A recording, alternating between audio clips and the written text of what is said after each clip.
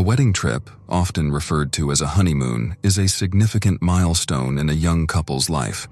It's typically a time filled with memorable adventures or a much-anticipated escape from the daily grind. But what happens when a honeymoon turns into a nightmare, either by committing a crime or being accused of one? Such an experience would undoubtedly overshadow the joy and carefreeness usually associated with a honeymoon, making it unforgettable for all the wrong reasons. Isabella Rodriguez, known as Hellmann, was born in Colombia in 1975. In a country where Spanish is the primary language, Isabella was determined to achieve the American dream.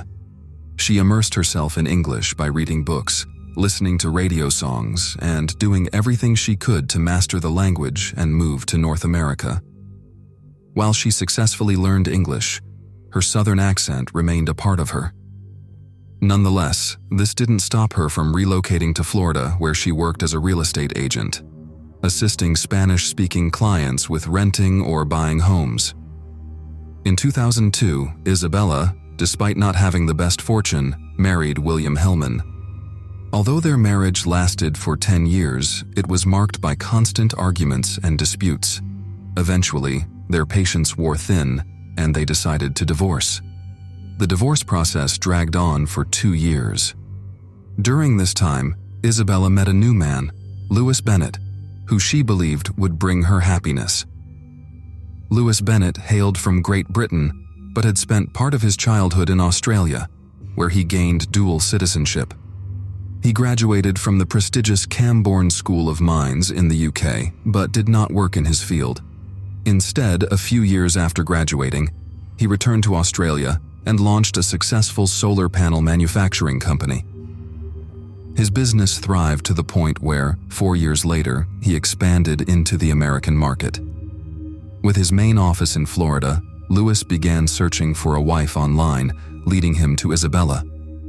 In today's world, meeting someone online might seem easier than meeting in person, but Lewis struggled to find success in his online dating attempts. He browsed through profiles without much interest, and those who reached out to him either frightened him off or failed to catch his attention. However, when he came across Isabella's photo, he was struck by her resemblance to Jennifer Lopez and decided to contact her. Their correspondence was frequent and lasted for a long time. Isabella shared her dreams of moving to America from Colombia, her efforts to learn English, her job search, and even details about her past relationships. Lewis was not deterred by this, especially since Isabella and William's divorce was imminent. Isabella, weary from her previous relationships and the lengthy divorce process, took the initiative to meet Lewis in person. She traveled to wherever he was, be it England, Australia, or even Thailand. In an effort to impress Isabella, Lewis purchased a catamaran with plans to sail the Caribbean Sea, a childhood dream of his. His frequent relocations had prevented him from making lasting friendships, so he spent much of his free time reading adventure books by authors like Jules Verne and Robert Louis Stevenson. Lewis especially cherished Treasure Island, a book that would later influence his life in unexpected ways. Isabella dedicated all her free time, whether on vacation or long weekends, to traveling with Lewis. During these trips, she observed that Bennett seemed to neglect his work almost entirely. While it was possible that his company's operations were so automated he could afford to take time off, Isabella couldn't help but feel concerned. She attempted to discuss this with Lewis, but he either made light of the situation with jokes or reassured her seriously, claiming that he had received a substantial inheritance and there was nothing to worry about. Isabella was ultimately satisfied with his explanation. In July 2016, the couple celebrated a joyous occasion with the birth of their first child, a daughter they named Amelia. This new chapter brought with it the first major disagreements between Lewis and Isabella. They struggled to decide how to raise their daughter and where she should grow up.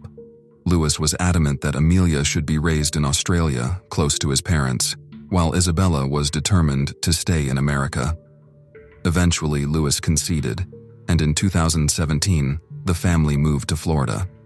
Despite having a newborn, They decided to finally tie the knot. Isabella eagerly requested a honeymoon, hoping that a sea voyage would rekindle the excitement and carefree days they had enjoyed at the beginning of their relationship. Louis acknowledged her wish and promised that they would have a honeymoon, but that it would have to wait for a little while. Louis kept his promise. In late April 2017, after returning from Australia, the couple set off on their long-awaited romantic cruise. Initially, everything seemed perfect.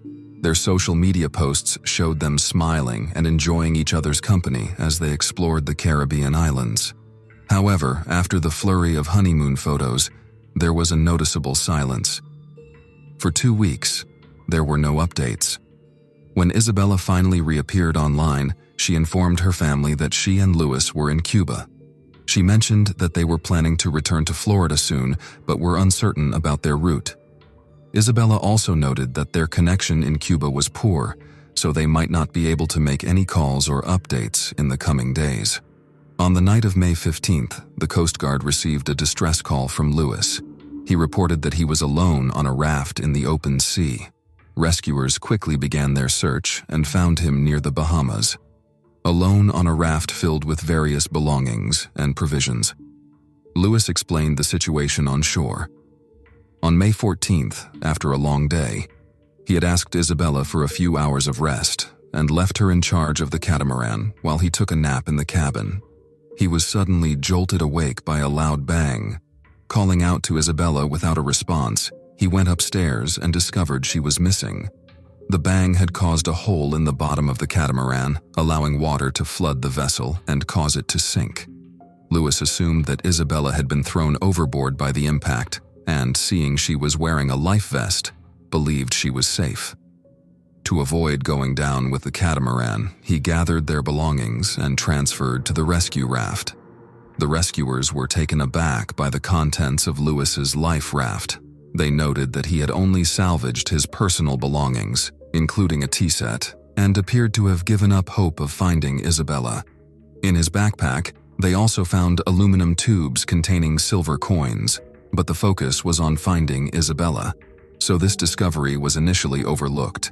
The Coast Guard launched an extensive search using all available resources, including helicopters, but found no trace of Isabella. They did locate the catamaran, which Louis had claimed had struck underwater rocks and sunk. However, there were no underwater rocks or reefs in the vicinity, and the boat hadn't sunk completely. Divers examined the wreck and found discrepancies with Louis's account. The boat hadn't collided with anything external. Instead, the holes in the bottom had been made from inside. Additionally, all the escape hatches were open, which would have accelerated the sinking. Escape hatches are designed to be used only in emergencies and are generally kept closed to prevent water from flooding the boat. Moreover, despite being an experienced seafarer, Louis had not used a beacon or satellite phone to aid in the rescue, which would have been crucial in locating them. The evidence suggested that the catamaran's sinking might have been deliberate, but the critical question remained: where was Isabella? On May 17th, the search for Isabella continued, despite 120 hours having passed since the catamaran wreck. The likelihood of finding someone alive in the open sea is only about 13 hours. On May 18th, the search was called off, and Isabella remains missing to this day. Louis returned home on May 15th, seemingly unconcerned about Isabella's disappearance. Additionally, he bought a single ticket to Australia for May 19th, indicating he had no hope of the rescue team finding his wife, dead or alive. However, he was eager to obtain his wife's death certificate as quickly as possible to claim the insurance money he was entitled to as a close relative, but his request was denied. After the insurance company refused his claim, Louis visited Isabella's parents and attempted to take his daughter away from them. They blamed him for Isabella's death and refused to let him have Amelia. He was only able to take his daughter after involving the police. On May 28th, Louis left Amelia with his parents in the UK and returned to Florida to try once more to obtain the insurance payment he was legally entitled to. To the police, Louis's behavior appeared extremely suspicious. They were almost certain he was responsible for his wife's disappearance, but lacked concrete evidence. The catamaran, where the suspected murder might have occurred, and which could have contained crucial evidence, had sunk to a great depth, making it impossible to retrieve. However, searching the house where Lewis and Isabella lived, along with examining Lewis's cell phone, proved fruitful. Although the fact that the couple could go weeks without communicating and that Lewis would periodically disappear for long periods wasn't considered solid evidence, the discovery of recording devices in the house revealed a different story. These devices contained recordings of Isabella documenting her husband's constant threats, suggesting that their relationship was far from smooth. According to these recordings, Lewis repeatedly threatened to kill his wife. Isabella confided in her friends about her situation, revealing her desire to leave her abusive and tyrannical husband. She planned to make one last attempt to salvage their relationship, but as we know, she never succeeded. The main cause of their quarrels was debt. Lewis owed money on real estate, electricity, and credit cards. He was drowning in debt, and the prospect of escaping this financial pit seemed impossible. Instead of addressing his problems, Lewis continued to travel on his catamaran, remained unemployed, and even spent some of his remaining savings on things like Thai boxing lessons in Thailand. Naturally, this infuriated Isabella. To make matters worse, Lewis forced his wife to give up raising their child and get a job to pay off his debts while he pursued his own interests. The investigation into Lewis Bennett's debts revealed that between 2014 and 2016, he conducted international transfers totaling approximately $160,000. It was discovered that the rare and collectible coins found in Lewis's backpack were stolen in 2016 by one of his acquaintances, who was a member of the crew of the ship Kitty at the time. This acquaintance stole the coins during a port visit and later gave them to Lewis for resale. The investigation eventually led to Lewis's imprisonment for smuggling, as the police found some of these stolen coins during a search of his house, in addition to the tape recordings. For smuggling, Lewis received a 7-month prison sentence. While incarcerated, he faced a second charge for the involuntary manslaughter of his wife. The investigation meticulously reviewed all the evidence they had gathered and concluded that during their trip, Isabella discovered the collectible coins among her husband's belongings, leading to a heated and potentially violent argument. It was unclear whether Isabella was killed on the boat or in the water. During the altercation, Lewis might have either misjudged the force of his actions or thrown Isabella into the water and then failed to assist her, resulting in her drowning while he watched from the boat. During the tragedy, Lewis saw an opportunity in his wife's death.